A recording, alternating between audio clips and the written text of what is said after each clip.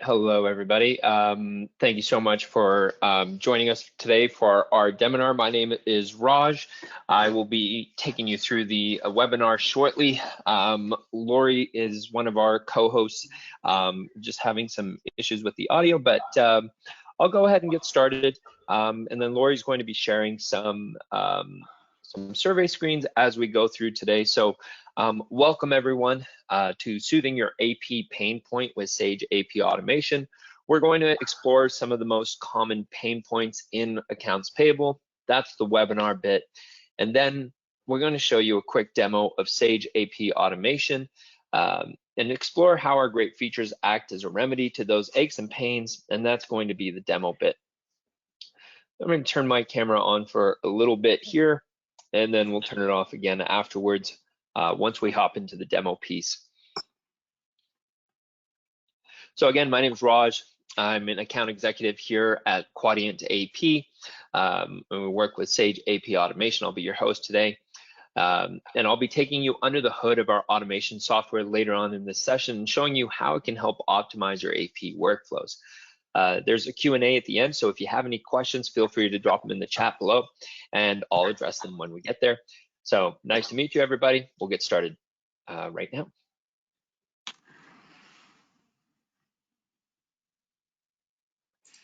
So I'm going to pass this survey off to Lori. So I want to take this opportunity to essentially ask a quick question.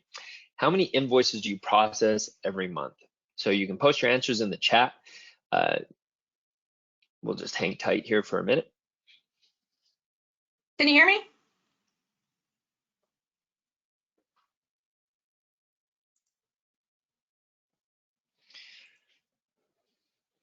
Okay.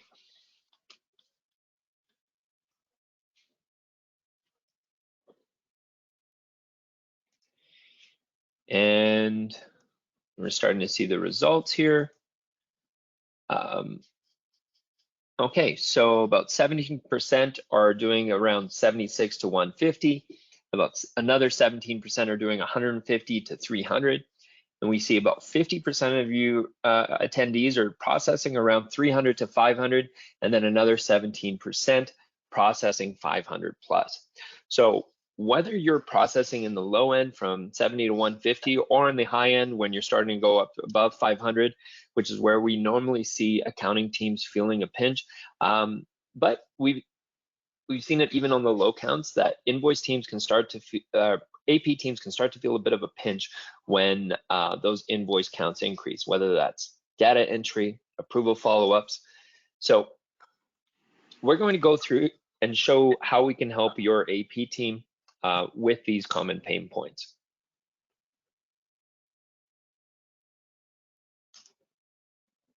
All right, so let's get right into it. We're here to talk about the accounts payable pain points holding your team back, the things that sometimes makes accounts payable a real pain. So what are they? So our first pain point is a big one and probably the most common: manual data entry. So according to Level Research, 71% of organizations point to manual data entry and related process inefficiencies as their top pain point. What that tells us is that manual data entry sucks, and most people know it. But why is it such a pain point? Well, a lot of finance professionals are making important business decisions based on inaccurate financial reporting. According to Blackline Research, an incredible 41% of finance professionals blame manual data entry for those dodgy numbers.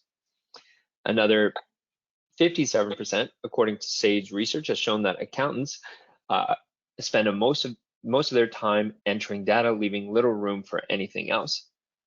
And here's one final stat to hit you with. Despite all this, 86% of SMEs still enter their invoice data by hand.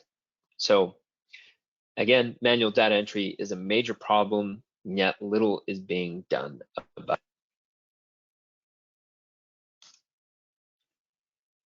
If none of the pain points we've just discussed have resonated with you, you're in the minority. But most AP teams grapple with these issues, and invariably it's because they're wedded to legacy manual processes. So we're going to jump into our demo now and show you just how Sage AP automation can help to address each of these pain points and leave you with hours back in your day. So let's take a look at an invoice that a team might see. So we're going to create an invoice number. So let's say it's Beanworks 12345. And then over here, we're going to create a description and show you how the data capture works in real time. So let's say that it's coffee cups and you have your product SKU number there. We're going to turn this into a PDF and show you how the data capture works in real time. So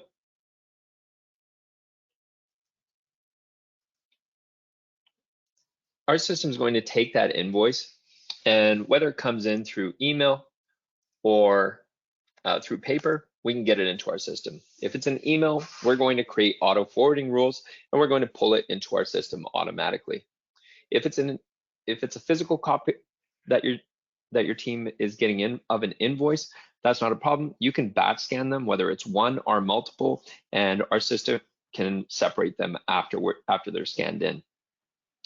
Now, with this invoice that we created, typically teams are entering in the invoice number, the date, the vendor, and then they're going in and typing in each of these descriptions, quantities, unit costs, and the amounts. And then afterwards, they're coding it as well.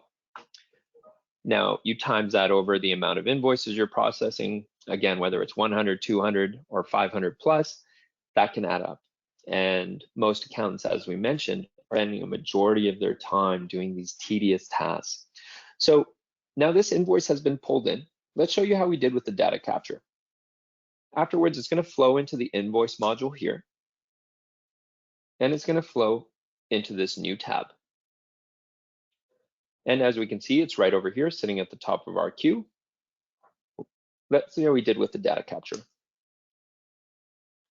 So all of the header information is going to be captured on the left-hand side. We see our vendor, Cavallo, right over here, invoice date, due date, invoice number, and the account that we'll be posting to. Now, for teams that are creating purchase orders or tracking inventory in their Sage, not a problem. We can help with that process too. So as you can see here, this invoice is tied to a PO. We'll pull in the POs from your Sage, and we can automate a side-by-side match. If your team is tracking inventory, we can pull over that inventory data and show you what's come in and what's remaining on that PO. And if you want to see what items have come in terms of inventory, you just click on Adopt from Purchase Order, and you can see what was ordered and what was received as well. Once everything is reviewed at the header field, you can come in and review how we did with the line item capture as well. So the standard gadgets and branded hats, let's imagine this is a reoccurring description from this vendor, Cavallo. As you can see here, we've captured the line descriptions, all of the unit costs and subtotals. Now, all that's left was the coding, but we already captured that because we remembered it from how it was coded last time. Now, for the coffee cups SKU, this detail was captured right over here. Now, since this is a description that we made together, our system won't know how to code it, but it captured the description. All you got to do is come in here. We'll pull the chart of accounts from your Sage, and you can just code it. Everything is complete now on this invoice, and you just hit submit for approval.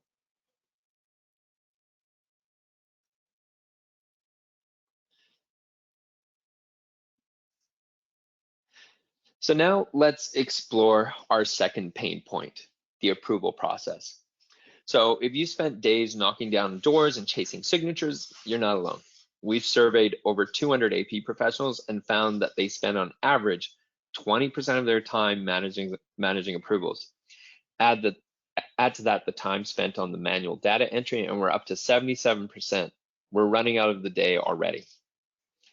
And complex approval processes gum up the workflow. It can take up to 45 days to process an invoice, pushing the average cost per invoice past $15. Now, delays in the approval process have knockdown effects too. Late payment fees, missed early payment discounts with your vendors, and damaged relationships with those vendors are all potential consequences of approval roadblocks. So now let's take a look at some of the approval pain points and see how we can address these with our solution. So to summarize, we've just finished with our coding here of this invoice. We're going to hit submit for approval. Now, regardless of whether you have an email approval system or paper-based, sometimes teams struggle to have that visibility. Where are my invoices sitting for approval and who are they with? So once you hit submit for approval here, your approver is going to get an email notification. And now we can create auto forwarding rules based on various parameters. We can do it based on vendor, we can do it based on thresholds, and we can set up multiple approvers. Now with our system, we do allow for unlimited approvers and user licenses, so you can feel free to add as many users as you like. From here, your user is going to get an email notification. They can log into the mobile app, or they can use the mobile app. From here, they click in, and they're going to see the image of the invoice, how it was coded. And then from here, they can hit approve or reject. You'll notice that I hit reject here, and it's requiring me to leave a reason. Once I fill in that reason, review against PO, I'm going to hit reject, and it'll flow back to the submitter, and they'll get notified and they'll go into the in progress. If I want to add any comments, but I approve that invoice, I can do so right over here. And these comments will be added to this invoice permanently, so you have a complete audit trail as well. Once I hit approve, it's going to move into the ready to export, and now it's ready to be posted into your accounting software. If you want to keep visibility over your users and see where invoices are sitting, you can simply go into approvals or user performance, and you can see how long invoices have been sitting with certain users if you need to follow up as well. Otherwise, we do send daily notifications to your approvers that, hey, there are still invoices pending approval as well.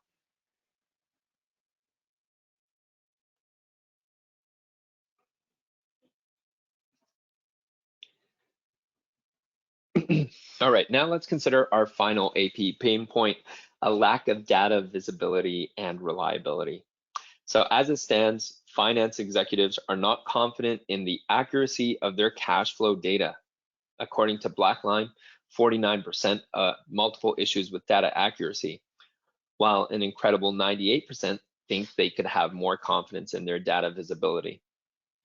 Experian research has shown that how businesses believe 32% of their data to be inaccurate, while 66% of finance employees think their CEOs have made business decisions based on incomplete or inaccurate data. Yikes. And finally, according to research from the University of Hawaii, an incredible 88% of spreadsheets contain inaccuracies. So it's no wonder that finance professionals aren't exactly happy with the state of their financial information. So you might have noticed that we're back to where we started. Manual data entry is time-consuming, inaccurate, and error-prone, leaving finance leaders to rely on bad information. It's the opposite of a virtuous cycle. So now we're going to jump into the demo to show how we can address accurate and accessible data.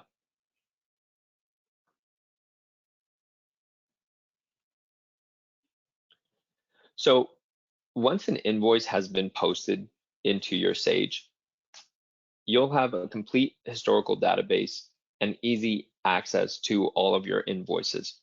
Now, typically when, let's say, audits, for example, teams have to go through, it's common for teams to go through their physical filing cabinets and look for each invoice that might be organized alphabetically, but still tedious to find. Maybe they need to find payment information as well. So what we try to do is make this process as simple as possible. Some teams might even give their auditors direct access only to the archive tab so they can pull reports on their own, saving time for your finance team.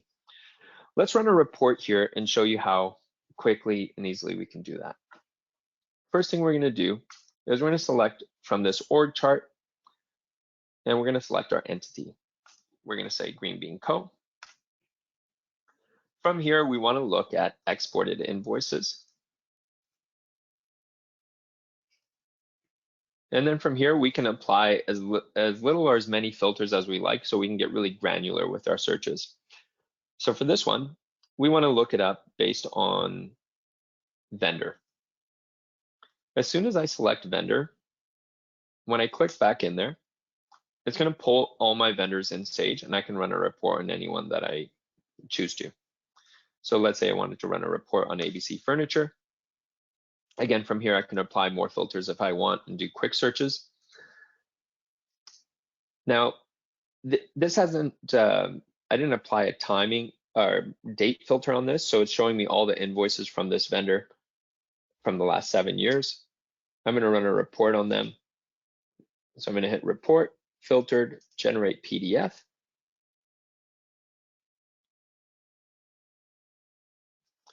And this report will be ready within seconds. As we can see here, we have the invoice summary or legend page. It'll show me things like which entity it was for, the invoice number, vendor, how it was coded, the owner of that invoice, and the currency with the totals. Now, this is a really neat part. We put together these invoices, but we've also created a report. See these hyperlinks over here? I can click on these, and it'll take us straight to the image of the invoice. Not only that, it'll show us how it was coded, and it'll also show the approval history with the actions, the dates, the users, and any relevant comments that they made on that invoice.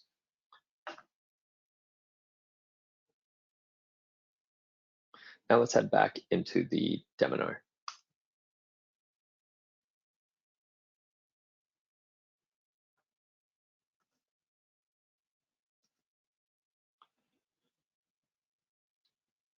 So I don't pretend to be a mind reader, but I can tell what a lot of you are thinking right now. Well, hey, that's all well and good, but adopting a new technology is a major disruption. So I think we've got time to address one bonus pain point here, and that's fears over ease of integration and then data sync. Both are a major roadblock in tech adoption, and we've heard it a dozen times regarding AP automation. Well, how long does it take until we're up and running? What's this going to look like from my IT team? And am I going to lose a load of data? And these are all more than reasonable concerns. So let's take a minute to see how Sage AP Automation solves this problem. So first, Sage AP Automation uses a simple sync tool to offer best-in-class integration. All your legal entities log into the same sync tool via the server where your entities are hosted. You log in using your Sage credentials, and with a single click, perform either full or partial sync with your Sage accounting software. Now, you can schedule sync at multiple periods during the day to catch any updates and make sure no data is lost. And lastly, our customers find that complete integration workflow training and sync takes an average of just 6 hours. So in a little over half a day, you'll be up and running. So disruption to your workflow is super minimal. Now, of course, you don't want to sit through 6 hours in just one day. So I'll show you what that exact integration process looks like over here. So over here, we have about 3.5 hours dedicated to the implementation process, but we do these over the course of 1 to 2 weeks. And then we allow for a few extra errors in case of any troubleshooting. So the first meeting is the integration. This is where we connect our software with your Sage. And typically we work with your internal or external IT or someone with administrative access to your hosting environment. This is where we'll import your chart of accounts and your vendors or your cost codes and make sure the systems are speaking to each other. Then we send a test invoice, make sure it's working, And then we bring your team on a few days later for our workflow meeting. This is where we set up your approval channels and your org units. Lastly, we bring your team on for training. And this is an hour-and-a-half detailed session where we show your team how to upload code and push those invoices from our system into your Sage. Again, this process takes about 1 to 2 weeks, but spread up over these meetings.